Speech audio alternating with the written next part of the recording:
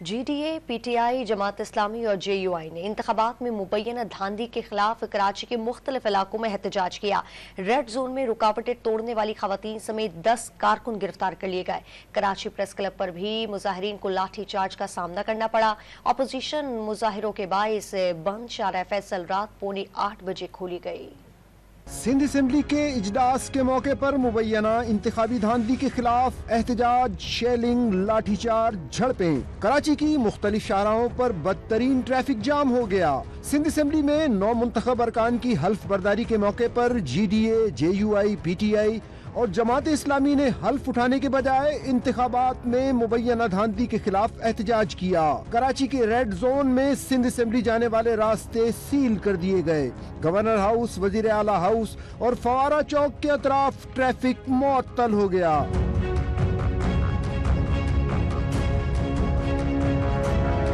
Super highway پر J U I کی جانب سے دھرنا دیا گیا۔ دھرنے کے باعث سپر ہائی وے 6 گھنٹے تک بند رہی۔ مظاہرین تمام رکاوٹیں توڑ کر آگے بڑھتے رہے۔ پولیس نے منتشر کرنے کے لیے لاٹھی چارج کیا اور آنسو گیس کی شیلنگ کی۔ متعدد کارکنوں کو حراست میں لے لیا گیا۔ کارکن رکاوٹیں ہٹاتے ہوئے نرسری پہنچ گئے۔ یہاں پر بھی پولیس اور مظاہرین آمنے سامنے آ گئے۔ احتجاج کے باعث شارع فیصل پر ٹریفک جام ہو گیا۔ مظاہرین نے پولیس پر پتھراؤ بھی کیا۔ کراچی پریس کلب پر G D A, P T I اور جماعت اسلامی کی جانب سے احتجاجی مظاہرہ کیا گیا۔